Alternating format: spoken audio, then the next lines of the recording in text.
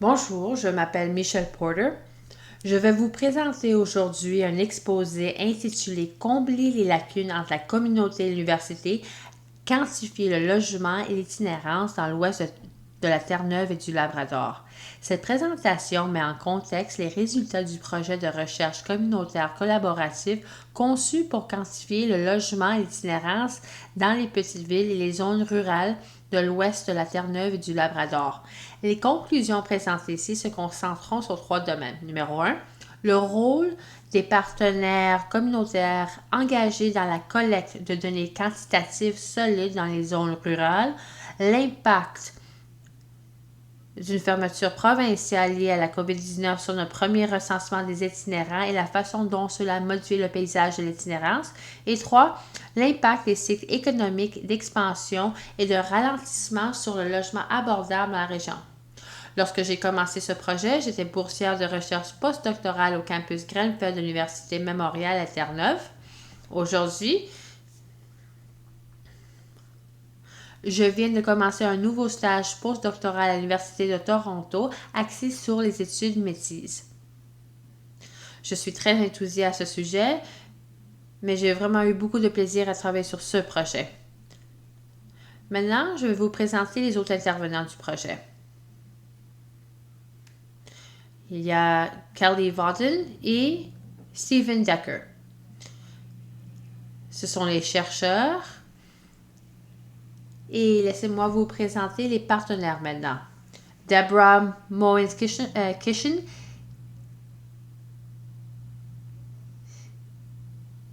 directrice de l'Ouest Newfoundland and Labrador Housing, et Jane Curley, coordinatrice interagence à la Community Mental Health Initiative. Alors, un logement abordable est sûr sur un élément clé des économies du rôle inclusif. Des recherches supplémentaires sont nécessaires pour décrire les marchés ruraux du logement et de la location, ainsi que l'itinérance rurale, en particulier dans les régions rurales de la Terre-Neuve et du Labrador. Ce type de recherche est fondamental pour l'élaboration de programmes et de services visant à fournir des logements aux personnes les plus à risque dans les communautés. Et parce qu'elle a été menée par la communauté, on s'attend à ce que les résultats atteignent les objectifs en soutenant la prise de décision éclairée des groupes communautaires, en renforçant les partenaires ou les partenariats, en fournissant des preuves pour le changement des politiques et en identifiant des projets et initiatives de logement potentiel. Avant de vous expliquer comment ce projet a vu le jour, je voudrais que vous compreniez sa portée. Il y a eu la recherche de base, propriétaire, locataire, logement et itinérance. Et savoir plus concrètement l'itinérance réelle vécue. Un élément clé a été la collaboration de la communauté. Le projet n'aurait pas pu fonctionner ni même démarrer sans nos partenaires communautaires. Community Mental Health Initiative et le Newfoundland Labrador Housing, Jade et Deborah, ont contacté des chercheurs du campus Grenfell pour mener cette étude. L'intérêt pour cette recherche était très concret. Au début, après avoir échoué à obtenir du financement pour des programmes ruraux et locaux conçus pour atténuer l'insécurité du logement et de l'itinérance, les bailleurs de fonds potentiels ont dit qu'ils avaient besoin d'avoir des données quantitatives pour appuyer leurs données anecdotiques sur l'impact de l'itinérance dans la région et le besoin subséquent de programmes et de services. Ainsi, le niveau de logement et d'itinérance cachée n'a pas encore été pris en compte dans la compréhension et la réponse à l'itinérance dans la région. Les informations supplémentaires qui émergeront de cette recherche comprendront une idée plus concrète de qui sont les sans-abri et s'il existe des populations vulnérables clés, comme les Autochtones, les personnes âgées ou les jeunes, et si les personnes à la recherche d'un logement sont locales ou s'ils proviennent des petites régions ou communautés environnantes. Les données actuelles sur le taux d'inoccupation ou de location fournies par la Société canadienne d'hypothèques et du logement présentent des lacunes importantes. car ils ne comprennent pas d'informations sur les pensions de famille, si les services publics sont inclus ou si le taux de location ou si les logements sont accessibles ou peuvent être visités. La plupart des données disponibles ne fournissent pas d'informations sur Corner Brook, Deer Lake et la région de Baie-des-Îles en particulier. Ils se concentrent principalement sur St. John's et n'abordent pas les spécificités des zones et des communautés environnantes. L'information recueillie pendant le service de base sera cruciale pour notre compréhension et fondamentale pour l'élaboration de programmes et de services visant à fournir un logement aux personnes le plus à risque dans nos communautés. Le fait que ce projet soit profondément ancré dans la communauté, qu'il soit le fruit d'une collaboration communautaire et qu'il soit axé sur les résultats de la communauté, nous a permis d'instaurer la confiance au sein de la communauté, qui a compris que cette recherche était très importante et qu'elle bénéficierait d'une coopération. Et bien sûr, parce que nous avions la communauté à bord et que les données que nous avons recueillies étaient beaucoup plus solides. Bien sûr, la COVID nous a frappés pendant cette recherche. Alors, qu'est-ce qui arrive? On est en train de faire un recensement de itinérance pendant une pandémie. Nous nous sommes demandé si nous devions reporter cette recherche.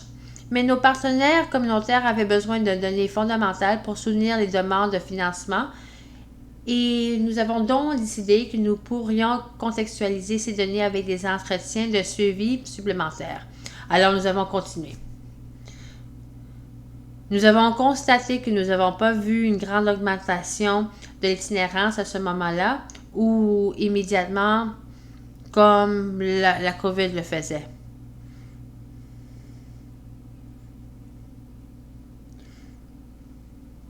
Mais il y avait des fortes indications qu'il y aurait plus de personnes à risque dans une proche avenir en raison de pertes d'emploi, des soutiens difficiles à naviguer, des soutiens non adaptés aux zones rurales. En fait, il a été prédit que, par exemple, voici une citation, « Prenez notre nombre des sans-abri maintenant et triple-le, et c'est le nombre des sans-abri à tout moment. » Alors, les risques ont augmenté. Si nous mettons en place des mesures de prévention provinciales maintenant, nous ont dit nos partenaires, nous pourrions empêcher une augmentation du nombre des sans-abri à l'avenir. Avant, ils se tenaient sur une corniche, maintenant, ils sont sur un fil. Ils voulaient comprendre comment le marché locatif fonctionne ou ne fonctionne pas pour les propriétaires, les locataires et les sans-abri. Le problème est que en dehors des principales zones urbaines, il n'y a pas beaucoup de données. Alors, ce projet de collaboration a donc été le moyen idéal d'obtenir des informations dont nos partenaires avaient besoin. Un autre aspect qui a été soulevé est le contexte changeant du logement social abordable dans les zones rurales qui est affecté par les cycles d'expansion et de récession. D'autres recherches sont nécessaires pour comprendre pleinement le rôle du logement social dans les cycles économiques et des recherches futures doivent être comme cette recherche dirigée et pilotée par la communauté. Cette recherche n'a pas pu être réalisée, il n'aurait aucune pertinence future ou locale sans nos partenaires communautaires. Le logement et la maison sont directement impliqués dans les modèles changeants de travail et de mobilité d'aujourd'hui, ainsi que dans les divisions rurales et urbaines, en particulier dans les régions canadiennes axées sur les ressources. Il existe un nombre restreint mais croissant de recherches sur la lutte pour trouver un logement adéquat chez les personnes à revenus faibles ou moyens en plein boom économique.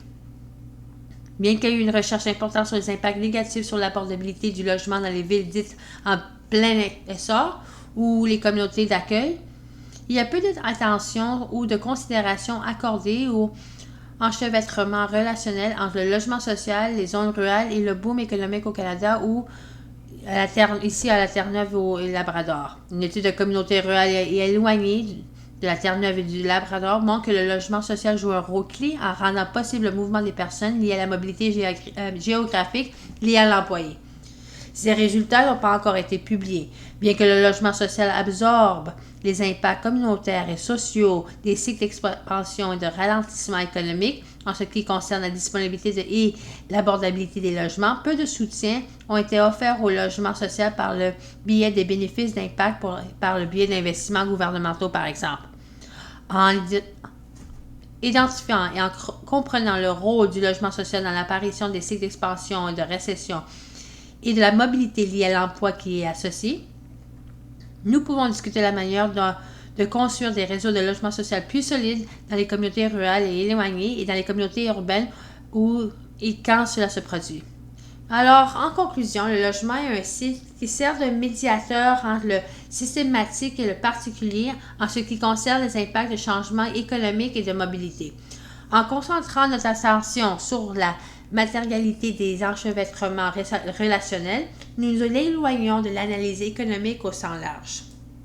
Ce faisant, nous nous tournons vers les recettes particuliers et personnels racontées au cours des entrevues au sujet du logement social, de la mobilité des agents d'exécution et de l'importance que le logement social joue dans les échevêtrements relationnels.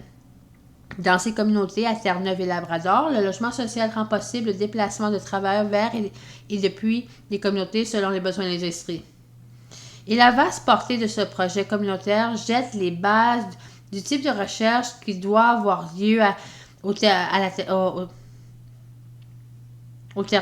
à la Terre-Neuve et au Labrador. Mais comme je l'ai dit, la recherche n'est pas encore terminée. Il est en cours et vous verrez d'autres résultats de la part de Carly Warden et Stephen Decker, les partenaires.